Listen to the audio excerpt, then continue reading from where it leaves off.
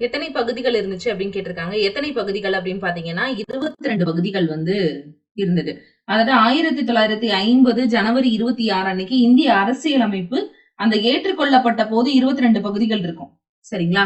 So வந்து அன்னைக்கு நடைமுறைக்கு வந்தப்பவும் அதே 22 பகுதி தான் இருக்கும். அப்ப இப்ப எத்தனைங்க இருக்குது அப்படின்னு கேட்டீங்கன்னா 25 இருக்கு. சரிங்களா? சோ இது ஒரு கொஸ்டினா கேட்கலாம்.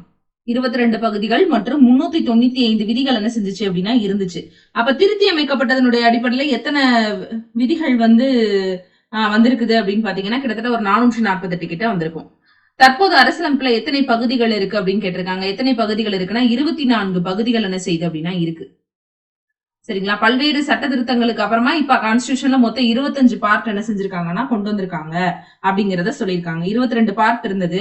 ஆக்சுவலி வந்து அதுல நிறைய பார்ட் என்ன செஞ்சிருக்காங்கன்னா உள்ள இன்க்ளூட் பண்ணிருக்காங்க. சரிங்களா? சோ அதன் அடிப்படையில் என்ன செஞ்சிருக்கு அப்படின்னா இப்ப வந்து 25 பகுதிகளாக என்ன செஞ்சிருக்கு அப்படின்னா மாறி இருக்கு. சோ அப்படி என்னென்னலாங்க சேர்த்திருந்தாங்க அப்படின்னா பார்ட் 4A என்ன செஞ்சிருந்தாங்கன்னா அடிப்படை கடமைகள் 42வது சட்ட திருத்தம் 1976ல சேர்த்திருப்பாங்க. அதே மாதிரி பகுதி 9 பஞ்சாயத்து ராஜ் வந்து 73வது சட்ட திருத்தம் 1992 படி சேர்த்திருப்பாங்க. 9A அது வந்து முனிசிபாலிட்டி அது வந்து 74வது சட்ட திருத்தம் 1992ல சேர்த்திருப்பாங்க. கூட்டுறவு அமைப்பு 9B அது வந்து பாத்தீங்கன்னா 97வது சட்ட திருத்தம் 2011ல என்ன செஞ்சிருப்பாங்கன்னா சேர்த்திருப்பாங்க. சோ அதுக்கப்புறமா 24A அதை என்ன செஞ்சாங்கன்னா சேர்த்தாங்க. என்னன்னா தீர்ப்பாயங்கள் அதாவது 42வது சட்ட திருத்தம் 1976 படி என்ன செஞ்சுச்சுன்னா தீர்ப்பாயங்கள் அப்படின்ற ஒரு பார்ட் என்ன செஞ்சிருப்பாங்கன்னா சேர்த்திருப்பாங்க. இப்ப அப்ப மொத்தம் எத்தனை பார்ட்டுங்க இருக்கு அப்படின்னு கேட்டீங்கன்னா 25 பகுதிகள் என்ன செய்யுது அப்படின்னா இருக்கு. சோ இது ரொம்ப முக்கியமானது.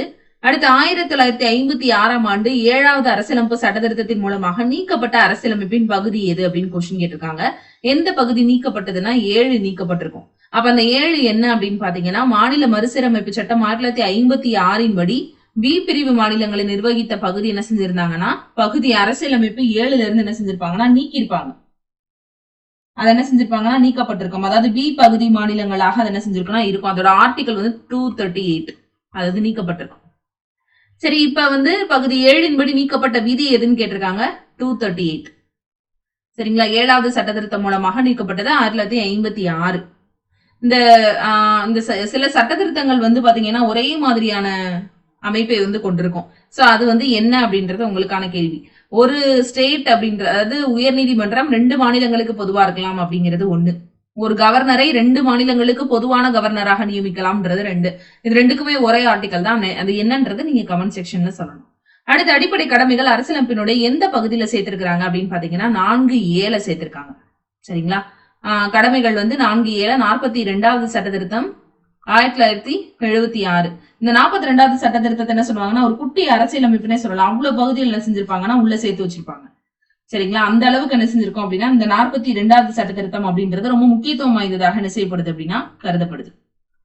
சரிங்களா? சோ சில ஆர்டிகல்ஸ் சில சட்ட திருத்தங்கள்லாம் நீங்க ரொம்ப முக்கியமா என்ன செஞ்சு வச்சுக்கணும் அப்படின்னா தெரிஞ்சு வச்சுக்கணும். 100வது சட்ட திருத்தம்னா என்ன, இந்த மாதிரியான விஷயங்கள் என்ன செஞ்சிருக்கணும் அப்படின்னா தெரிஞ்சு வச்சிருக்கணும்.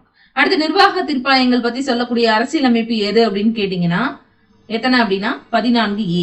இதுதான் என்னது அப்படின்னா 14A சேர்க்கப்பட்டது. இது வந்து 42வது சட்ட திருத்தம் 1976ல என்ன செய்யப்பட்டது அப்படின்னா சேர்க்கப்பட்டது. தீர்ப்பாயங்கள். சரி இந்த தீர்ப்பாயங்களை பத்தி சொல்லக்கூடிய ஆர்டிகல் எது அப்படின்னு கேட்டீங்கன்னா 323A இருந்து 323B. 325 யாருக்காவது ஞாபகம் இருக்கா? 324 to 329A இது வந்து எதை சொல்லுது அப்படின்னா எலெக்ஷன்ஸை பத்தி சொல்லுது, தேர்தல்களை பத்தி சொல்லுது. சரிங்களா? சோ அதுக்கப்புறம் நகராட்சிகள் பற்றிய விதிகள் எந்த பகுதியில இடம் பெற்றிருக்கு அப்படின்னு ஒரு கொஸ்டின் கேட்டிருக்காங்க. நகராட்சி நம்ம இப்பதான் பார்த்தோம் 9B. சரிங்களா? 9Aங்கிறது பஞ்சாயத்து ராஜ், 9Bங்கிறது நகராட்சிகள் பற்றிய பகுதி. இது வந்து பாத்தீங்கன்னா 74வது அரசியலமைப்பு சட்ட திருத்தம் 1992ல என்ன செஞ்சிருப்பாங்கன்னா சேர்த்திருப்பாங்க. பஞ்சாயத்து 73வது சட்ட திருத்தம் 1992ல சேர்த்திருப்பாங்க. அடுத்த கூட்டுறவு சங்கங்களை எந்த அரசியலமைப்பு சட்ட திருத்தத்தின் மூலமாக சேர்த்திருப்பாங்க அப்படின்னு பாத்தீங்கன்னா 9B வந்து என்ன செஞ்சிருப்பாங்கன்னா சேர்த்திருப்பாங்க. சோ எத்தனாவது அரசியலமைப்புனா 97வது அரசியலமைப்பு 2000 சட்ட திருத்தம் 2011. 97வது அமெண்ட்மெண்ட் ஆக்ட் 2011 அதன்படி என்ன செஞ்சிருப்பாங்கன்னா அதை சேர்த்திருப்பாங்க. சோ வந்து 2011ஆம் ஆண்டு 97வது அரசியலமைப்பு சட்ட திருத்தத்தின் மூலமாக கூட்டுறவு சங்கங்கள் தொடர்பான ஒரு பகுதியை 9B மூலமா சேர்க்கப்பட்டிருக்கும். அரசியலமைப்பினுடைய பகுதி 1 எதை பத்தி சொல்லுது அப்படின்னு கேட்டிருக்காங்க. ஒன்றியமும் அதன் எல்லைகளையும் பத்தி என்ன செய்யுது அப்படின்னா சொல்லுது. சோ பகுதி 1 ஆன்சர் ஏ. இது வந்து இந்திய ஒன்றியம் மற்றும் அதன் ஆட்சியில் இருக்கக்கூடிய எல்லைகளை பத்தி சொல்லக்கூடியது 1. சோ பார்ட் 1ல ஆர்டிகல் 1ல இருந்து 4 வரைக்கும் சொல்லுது. அப்ப பார்ட் 2 என்ன சொல்லுது? சிட்டிசன்ஷிப். 5ல இருந்து 11 வரைக்கும் இருக்கிறது சிட்டிசன்ஷிப். 12ல இருந்து 35 வரைக்கும் இருக்கிறது பார்ட் 3. அது என்னது? அடிப்படை உரிமைகளை பத்தி சொல்லுது. சரிங்களா? சோ அதுக்கப்புறமா 4 வந்து 36ல இருந்து 51 வரைக்கும் இருக்கிறது டிபிஎஸ்பி. 4A என்னது? அடிப்படை கடமைகள். நல்லா ஞாபகம் வச்சுக்கணும். சோ குடியுரிமை தொடர்பான விதிகள் அரசியலமைப்பினுடைய எந்த பகுதியில இருக்கு அப்படின்னு கேட்டிருக்காங்க. 2வது பகுதியில இருக்கு. விதிகள் 5ல இருந்து 11 வரைக்கும் குடியுரிமையை பெறதுக்கான வழிகள், இழக்கிறதுக்கான வழிகள் ரெண்டுமே என்ன செய்யப்பட்டிருக்கும் அப்படின்னா சொல்லப்பட்டிருக்கும். சரிங்களா? ஒரு குடிமகனினுடைய குடியுரிமையை பறிக்கக்கூடிய அதிகாரம் வந்து யாருக்கு மட்டுமே இருக்கு அப்படின்னா பார்லிமெண்ட் இருக்கு. பார்லிமெண்ட்டுக்கு மட்டும்தான் என்ன செய்யுது அப்படின்னா, ராஜ்யசபால வந்து சில இடங்கள் அந்த சில அகில இந்திய பணிகளை உருவாக்குறது அந்த மாதிரியான உயரிய அதிகாரங்கள் எல்லாமே ராஜ்யசபாக்கு இருக்கு. அதை நம்ம ரொம்ப முக்கியமான விஷயமாக அந்த இடத்துல என்ன செய்யணும் அப்படின்னா பார்க்கணும். சரிங்களா? சோ குடியுரிமைன்னு சொல்லும் போது பகுதி 2ல 5ல இருந்து 11 வரைக்கும் இருக்கக்கூடிய அந்த ஷரத்துகள், அந்த ஷரத்து 5ல இருந்து 11 வரைக்கும் இருக்கிறது குடியுரிமையை பத்தி என்ன செய்யுது அப்படின்னா சொல்லுது. சோ குடியுரிமை பெறுவதற்கான வழிகள் எத்தனை அப்படின்னா 4 வழிகள். சரிங்களா? சோ 4 வழிகள் என்ன செய்யலாம் அப்படின்னா குடியுரிமை பெறலாம். அப்ப எதெல்லாம் வந்து குடியுரிமை பெறதுக்கான வழிகள் அப்படிங்கறத பத்தி சொல்றது என்ன அப்படின்னு பாத்தீங்கன்னா, அதாவது 5, 6, 7, 8 இந்த ஷரத்துகள் எல்லாமே என்னது அப்படின்னா குடியுரிமை பெறுவதற்கான வழிகளை பத்தி சொல்லுது. சரிங்களா? அப்ப எப்பெல்லாம் இழக்கிறாங்க அப்படின்றத பத்தி சொல்லக்கூடியது எத்தனை அப்படின்னா 9, 10. அதை ஒழுங்குபடுத்தக்கூடிய விதி 11. இந்திய அரசியலமைப்பு தொடங்கப்பட்டதுக்கு அப்புறமா குடியுரிமை பெறுதல் மற்றும் குடியுரிமை இழத்தல் போன்ற குடியுரிமை ஒழுங்குபடுத்த பாராளுமன்றம் சட்டம் இயற்றும் அதிகாரம் இந்த ஷரத்தின் மூலமா கொடுத்திருக்காங்க. 1955ல இந்திய குடியுரிமை சட்டம் இயற்றப்பட்டது அப்படின்றது குறிப்பிடத்தகுந்த ஒரு விஷயம். இந்த சிட்டிசன்ஷிப் பார்க்கும் போதே, இந்த குடியுரிமை அப்படிங்கறது பார்க்கும்போது நீங்க சில விஷயங்களை வந்து பார்த்து வச்சுக்கணும். ஓட்டர் ஐடி எப்பங்க கொண்டு வந்தாங்க? 2003. சரிங்களா? அதெல்லாம் சில விஷயங்கள்லாம் டேட்டாலாம் பார்த்து வச்சுக்கோங்க. அடிப்படை உரிமைகள் எந்த பகுதியில் விளக்கப்பட்டிருக்கு அப்படின்னா 12ல இருந்து 35 வரைக்கும் இருக்கக்கூடிய ஆர்டிகளை கொண்ட பார்ட் 3ல என்ன செஞ்சிருக்காங்கன்னா அடிப்படை உரிமைகளை பத்தி சொல்லியிருக்காங்க. சரிங்களா? சரி, 12 அப்படின்றது என்ன? 13 அப்படின்றது என்ன? 14ல இருந்து 18 வரைக்கும் நமக்கு சுதந்திர உரிமைகள் அப்படிங்கறதெல்லாம் நமக்கு தெரியும். அப்ப 12, 13 என்ன? எங்கேயாவது யாராவது படிச்சிருக்கீங்களா? 12 அப்படின்றது எதை பத்தி சொல்லுது? 13ன்றது எதை பத்தி சொல்லுது? 12 அப்படின்றது வாட் இஸ் அ ஸ்டேட்? அரசு என்பதன் என்ன? அதுக்கு கீழே வரக்கூடிய மத்திய அரசு, மாநில அரசு, உள்ளாட்சி, இந்த மாதிரி எல்லா விதமான கவர்மெண்டை பத்தி சொல்லக்கூடியது ஆர்டிகல் 12. அரசுங்கிற லிமிட்டுக்குள்ள எதெல்லாம் வரும், எதெல்லாம் வராது அப்படிங்கறத பத்தி சொல்றதுதான் பார்ட் என்னது அப்படின்னா ஆர்டிகல் 12. பாராளுமன்றோட அங்கங்கள், பஞ்சாயத்து ராஜ், இந்த மாதிரி சொல்றது. ஆர்டிகல் 13 என்ன சொல்லுது அப்படின்னா அடிப்படை உரிமைகளுக்கு முரணாக சட்டங்கள் இயற்றக்கூடியது, அந்த இயற்றப்படக்கூடிய சட்டங்கள் எல்லாமே செல்லாதவை அப்படின்றது இந்த சரத்தின் மூலமாக தெளிவுபடுத்தப்படுது. அது பார்லிமெண்ட் போடலாம், மாநில சட்டமன்றம் போடலாம், பிரசிடென்ட் போடலாம், கவர்னர் போடலாம், யார் வேணா போடலாம். ஆனா 1973ல கேசவானந்த பாரதி கேஸ் ஒண்ணு வரும். சோ அரசியலமைப்பின் வாயிலாக இந்த அதாவது ஒரு சட்டம் போடும் போது அந்த சட்டம் அரசியலமைப்பை மீறுற வகையில இருந்துச்சுன்னா அந்த சட்டம் செல்லாது அப்படின்றத பத்தி சொல்றதா அந்த ஆர்டிகல் 13. ஆனா என்னன்னா 1973ல கேசவானந்த பாரதி வழக்குல அரசியலமைப்பு சட்ட திருத்த மூலம் ஆர்டிகல் 368 நினைக்கிறேன், அதை பயன்படுத்தி திருத்துறாங்க இல்லையா? அந்த திருத்தங்கள் திருத்தப்படும் போது அது அடிப்படை உரிமைகளை மீறும் பட்சத்துல இருந்தா அதுக்கு எதிராக நீதிமன்றத்துல வழக்கு தொடரலாம் அப்படின்னு சொல்லி உச்ச நீதிமன்றம் கொடுத்திருப்பாங்க. இந்த சட்டங்கள் எல்லாமே அடிப்படை உரிமைகளை மீறும் போது அந்த சட்டங்கள் செல்லாததாக்கப்படும் அப்படின்னு சொல்லியிருப்பாங்க. இந்த அதிகாரம் வந்து உச்ச நீதிமன்றத்துக்கு ஆர்டிகல் 32க்கு கீழையும் உயர் நீதிமன்றத்துல 226க்கு கீழையும் என்ன செய்யுது அப்படின்னா ஜுடிஷியல் ரிவ்யூவை பத்தி சொல்லுது. இது வந்து ஜுடிஷியல் ரிவ்யூக்கான ஆர்டிகல். இது யூஎஸ்ஏல இருந்து என்ன செஞ்சிருப்பாங்கன்னா எடுத்திருப்பாங்க. அடுத்து அரசு நெறிமுறை கோட்பாடுகள் டிபிஎஸ்பி எந்த பார்ட்ல இருந்து எடுத்திருக்காங்கன்னா பார்ட் 4. 36ல இருந்து 51 வரைக்கும் இருக்கக்கூடியதான் எது அப்படின்னா இந்த அரசுக்கு வழிகாட்டக்கூடிய நெறிமுறைகள். அடிப்படை உரிமைகளை மீறினாங்கன்றதுக்காக ஒரு கோர்ட்ல என்ன செய்யலாம்னா வழக்கு தொடரலாம். அதே மாதிரி டிபிஎஸ்பிக்கு எதிராக தொடர முடியுமா அப்படின்னு கேட்டீங்கன்னா கண்டிப்பா முடியாது. ஏன்னா டிபிஎஸ்பி அரசுக்கு வழிகாட்டக்கூடிய நெறிமுறைகள் தானே தவிர அரசு என்ன செய்யக்கூடாது அப்படின்னா கட்டாயம் இதை கடைபிடிக்கணும் அப்படின்னு எந்த விதமான கட்டாயம் என்ன செய்யாது அப்படின்னா கிடையாது. சரிங்களா? சோ வந்து இது சமத்துவ கொள்கை, காந்திய கொள்கை, அறிவு சார்ந்த கொள்கை அப்படின்னா பிடிக்கணும். சரி, மத்திய அரசு விளக்கக்கூடிய அரசியலமைப்பினுடைய எந்த பகுதி அப்படின்னா பகுதி 5.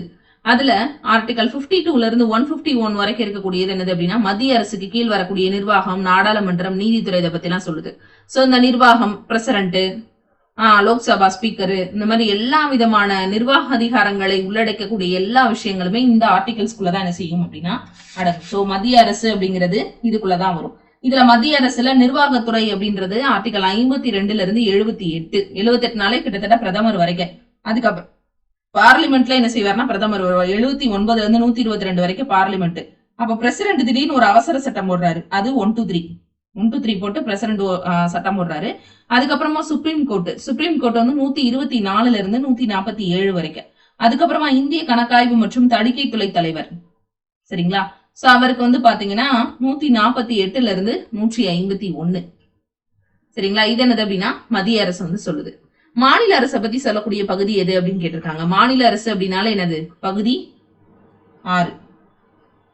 பகுதி 6 தான் மாநில அரசு. அப்ப அதுல இருக்கக்கூடிய ஆர்டிகல் 152ல இருந்து 237, தமிழ் எழுத்துக்கள் மொத்தம் 247, அதுல 10 கரைச்சுக்கோங்க, சரிங்களா? சோ இங்க வந்து மாநில அரசாங்கம் அப்படின்னு சொல்லும் போது கவர்னர், அதாவது மாநில அரசுனா என்னன்றத பத்தி சொல்றது ஆர்டிகல் 152. 153ல இருந்து 167 வரைக்கும் இருக்கிறது நிர்வாகத்துறையை பத்தி சொல்லுது. அதுல வந்து யாரெல்லாம் வருவாங்க? கவர்னர் வருவாரு, முதல்வர் வருவாரு. அதுக்கப்புறம் இந்த கவுன்சில் ஆஃப் மினிஸ்டர்ஸ் எல்லாம் மாநில சட்டமன்றம் அப்படின்றதுல 168ல இருந்து 212. கவர்னர் ஒரு சட்டம் போடுவார்ல, அது என்ன? பிரசிடென்ட் போட்டா 123, கவர்னர் போட்டா 213, சரிங்களா? சோ உயர் நீதிமன்றங்கள் அப்படின்றது 214ல இருந்து 232 வரைக்கும் இருக்கிறது. 238 இருந்து 237 வரைக்கும் இருக்கிறது என்னதுன்னா துணை நீதிமன்றங்கள், சரிங்களா? சோ அடுத்து யூனியன் பிரதேசங்கள் பற்றி விளக்கக்கூடிய அரசியலமைப்பின் ஷரத்து எது அப்படின்னு கேட்டிருக்காங்க. யூனியன் பிரதேசங்களை பத்தி சொல்றது எது அப்படின்னா பகுதி 8. அந்த பகுதி 8 அப்படின்றது யூனியன் பிரதேசங்கள் பத்தி சொல்லுது. இது எந்த ஆர்டிகல்ல இருந்து சொல்லுதுன்னா 239ல இருந்து 242 வரைக்கும். யூனியன் பிரதேசங்கள்ல இருக்கக்கூடிய அந்த நிர்வாகி யாருன்னு சொல்லுவாங்க? துணைநிலை ஆளுநர். அரசியலமைப்பினுடைய பகுதி 8 வந்து யூனியன் பிரதேசங்களினுடைய நிர்வாகத்தை பத்தி சொல்லுது. அடுத்துதான் பஞ்சாயத்து ராஜ் அமைப்புகளுக்குள்ளேயே நம்ம வரோம். பஞ்சாயத்து ராஜ் அமைப்புகள் அப்படின்னு சொன்னாலே நம்ம ஏற்கனவே என்ன பார்த்தோம் அப்படின்னா, அதாவது அரசியலமைப்பினுடைய பகுதி 9ல குறிப்பிடப்பட்டிருக்கு. பார்ட் 9ல என்ன செஞ்சிருக்கு அப்படின்னா அரசியலமைப்புல பஞ்சாயத்து ராஜ் பத்தி சொல்லியிருக்காங்க. அதாவது 73வது சட்ட திருத்தம் 1992 என்ன செய்யுது அப்படின்னா பஞ்சாயத்து ராஜை பத்தி சொல்லுது, சரிங்களா? சோ கிராம பஞ்சாயத்துகள் இந்த மாதிரி ஒவ்வொன்றுமே இதுக்குள்ள என்ன செய்யும் அப்படின்னா வரும்.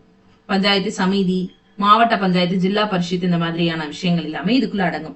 பஞ்சாயத்துகள் வந்து எத்தனை 2 டயரா 3 டயரா அந்த மாதிரியான விஷயங்கள்லாம் இதுக்குள்ள வரும். இந்த கமிட்டிகள் ரொம்ப முக்கியம். அடுத்து தாழ்த்தப்பட்ட மற்றும் பழங்குடியினர் பகுதிகளை பத்தி சொல்லக்கூடிய பகுதி எது அப்படின்னு கேட்டிருக்காங்க. பகுதி 10. பகுதி 10 எதை சொல்லுதுன்னா தாழ்த்தப்பட்ட மற்றும் பழங்குடியினருடைய அந்த பரப்பிடங்கள் 244ல இருந்து 244A அந்த விதிகள் என்ன செய்யுது அப்படின்னா இந்த தாழ்த்தப்பட்ட மற்றும் பழங்குடியின பகுதியை பத்தி என்ன செய்யுது அப்படின்னா சொல்லுது. இந்த அதிகாரம் பிரசிடென்ட்டுக்கு மட்டும்தான் இருக்கு. தாழ்த்தப்பட்ட பகுதி, பழங்குடியின பகுதின்னு அறிவிக்கக்கூடிய அதிகாரம் வந்து பிரசிடென்ட்டுக்கு இருக்கு. டிக்ளேர் பண்றதுதான் பிரசிடென்ட், அதனால ஞாபகம் வச்சுக்கணும். அடுத்து மத்திய மற்றும் மாநில அரசுகளுக்கு இடையிலான உறவுகளை பத்தி சொல்லக்கூடிய ஆர்டிகல் எது அப்படின்னா ஆர்டிகல் 11, சரிங்களா? மத்திய மற்றும் மாநில அரசுகளுக்கு இடையிலான சட்டமன்ற மற்றும் நிர்வாக உறவுகளை பத்தி சொல்லும் போது சட்டமன்ற உறவு, நிர்வாக உறவு, நீதி உறவுன்னு பிரிப்போம் இல்லையா? 245ல இருந்து 263 வரைக்கும் இருக்கிறது இந்த மத்திய மாநில உறவுகளுக்கு கீழே வரும். இதுல சட்டம் இயற்றும் உறவுகள் அப்படின்னு சொல்லும் போது 245ல இருந்து 255, 256ல இருந்து 263 வந்து நிர்வாக உறவுகள். சோ அதுலயே பார்ட் 12னா அந்த நிதி ஒப்பந்தம், சொத்து வழக்குகள், அதெல்லாம் அதுக்குள்ள என்ன செய்யும் அப்படின்னா அடங்கும். நிதி சொத்து ஒப்பந்தங்கள் அப்படின்றது எதுல வருது அப்படின்னு பாருங்க. இப்பதான் பார்த்தோம் எத்தனைல அடங்கும், அது பார்ட் 12, சரிங்களா? இதுல அந்த ஃபண்ட் இருக்கு இல்லையா, நிதி, அது வந்து பாத்தீங்கன்னா 264ல இருந்து 291. சரிப்பா, நீ கடன் பெறதுன்னா 292, 293. சொத்து ஒப்பந்தங்கள் உரிமைகளா 294ல இருந்து 300. சொத்துரிமை 300A, சரிங்களா?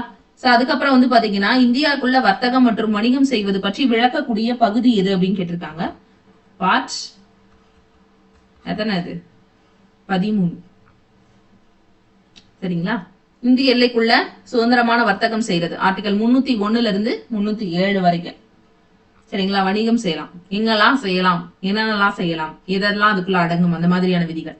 அடுத்ததாக மத்திய மற்றும் மாநில பொதுப்பணியாளர் தேர்வாணையங்களை பத்தி விளக்கக்கூடிய பகுதி எது அப்படின்னு கேட்டிருக்காங்க. இது வந்து பாத்தீங்கன்னா பார்ட் 14. பார்ட் 14 தான் என்னது அப்படின்னா மத்திய மாநில அரசு பணிகளுக்கு கீழாக வரக்கூடியது. அதாவது அரசு பணிகள் வந்து 308ல இருந்து 314 வரைக்கும் இருக்கும். 315 இருந்து 323 வரைக்கும் இருக்கிறது வந்து பாத்தீங்கன்னா அரசு பணியாளர் தேர்வாணையத்தை பத்தி சொல்லக்கூடியது. சரிங்களா? சோ இது ரொம்ப முக்கியமான ஒரு சில டேட்டாக்கள்லாம் அதுல வரும். சோ தேர்தல்கள் மற்றும் தேர்தல் ஆணையங்களை பற்றி விளக்கக்கூடிய அரசியலமைப்பினுடைய பகுதி எது அப்படின்னு கேட்டிருக்காங்க. தேர்தல்கள்னாலே நமக்கு தெரியும், இப்ப ஃபெமிலியரா பேசப்பட்டு வரக்கூடியது. பார்ட் எத்தனை? 15ல வரக்கூடியதா என்னது அப்படின்னா தேர்தல்கள். 324 இருந்து 329A வரைக்கும் இருக்கக்கூடியது. சரிங்களா? சில சிறப்பு வகுப்பினருக்கான சலுகைகள் SC ST OBC பத்தி எதெல்லாம் சொல்லுது அப்படின்னு கேட்டாங்கனாலே உங்களுக்கு எத்தனை வரணும் அப்படின்னா பார்ட் 16 330ல இருந்து 342 வரைக்கும் தாழ்த்தப்பட்ட மற்றும் பழங்குடியினருக்கான பிற்படுத்தப்பட்டிருக்கான சிறப்பு ஒதுக்கீடுகள் பத்தி இதனை செய்யும் அப்படின்னா சொல்லும். அடுத்த ஆட்சி மொழிகள் அபிஷியல் லாங்குவேஜஸ் பத்தி சொல்லக்கூடிய ஆர்டிகல் இது அப்படின்னு பாத்தீங்கன்னா, அதாவது இந்த பகுதி வந்து 17 பகுதி 17 நல்லா ஞாபகம் வச்சுக்கணும். இத ஒரு புக்ல வந்து பழைய புக்ல விதிமுறை எண் 17 அப்படின்னு ஒண்ணு கொடுத்து ஒரு தடவை மெயின்ஸ் கொஸ்டின் கேட்டிருந்தாங்க. இந்த விதி எண் 17ன்றது எதை குறிக்குது? சதியை குறிக்கக்கூடியது. ராஜாராம் மோகன் ராய் காலத்துல எழுதப்பட்ட அந்த சதியை பத்தி ஏற்றப்பட்ட அந்த சதிக்காக அந்த விதிமுறை எண் 17 அப்படின்னு கொடுத்திருப்பாங்க. இதை கொஞ்சம் கோடிங் வச்சு ஞாபகம் வச்சுக்கோங்க. ஆட்சி மொழியை பத்தி சொல்றது.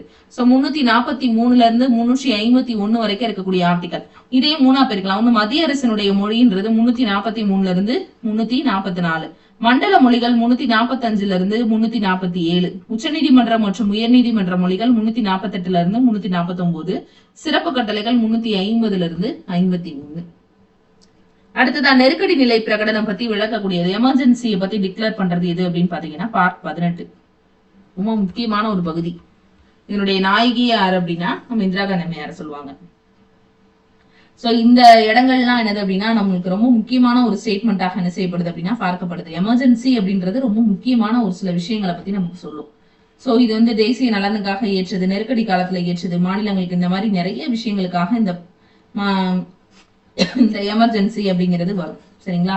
சோ இதுல எதெல்லாம் தேசிய நலனுக்காக ஏற்றது, மாநில நெருக்கடி நிலையில எப்படி இருக்கும், இந்த மாதிரியான விஷயங்கள் எல்லாமே என்ன செய்யுது அப்படின்னா இந்த எமர்ஜென்சிக்கு கீழே தான் என்ன செய்யும் அப்படின்னா வரும். சரிங்களா? சோ அதுக்கப்புறமா அரசியலமைப்பு சட்ட திருத்தம் எப்படிவா செய்யறாங்க அப்படின்னு கேட்டீங்கன்னா, அரசியலமைப்போட சட்ட திருத்தம் வந்து பார்ட் 20 ஆர்டிகல் 368 பயன்படுத்தி தான் என்னது அப்படின்னா ஒரு கான்ஸ்டிடியூஷனை திருத்த முடியும். சரிங்களா? ஒரு கான்ஸ்டிடியூஷனை திருத்துறப்பமும் அது வந்து அடிப்படை உரிமைகளை மீறுற மாதிரி இருந்தா நீங்க என்ன செய்யலாம், ஆர்டிகல் 13க்கு கீழே நீங்க அதை வந்து ஸ்டாப் பண்ண சொல்லி கேஸ் போடலாம். அடுத்து தற்கால மற்றும் இடைக்கால ஏற்பாடுகள் பற்றி விளக்கக்கூடிய அரசியலமைப்பினுடைய பகுதி எது அப்படின்னு கேட்டிருக்காங்க.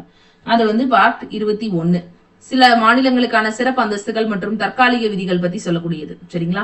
அரசியலமைப்புல பெயரிடல் மற்றும் தொடக்கம் பற்றி விளக்கக்கூடிய அந்த கடைசி பகுதி எது அப்படின்னு கேட்டிருக்காங்க. இது வந்து பாத்தீங்கன்னா ஒரு பார்ட் 22. சரிங்களா? அதுக்கப்புறமா நிதி ஆணையம் பற்றி குறிப்பிடக்கூடியது 280 ஆர்டிகல் 280 தான் என்னது அப்படின்னா பினான்ஸ் கமிஷன் பத்தி சொல்லக்கூடியதாக இருக்கும். சோ பினான்ஸ் கமிஷன் பத்தி சொல்லக்கூடிய ஆர்டிகல் அந்த இருக்கக்கூடிய அந்த பார்ட் வந்து பார்ட் 12. சரிங்களா? சோ அதுக்கப்புறம் வந்து பாத்தீங்கன்னா மத்திய மாநில நிதிகள் உறவுகளை கையாளக்கூடிய இந்த பினான்ஸ் கமிஷன் இங்கதான் இருக்கு.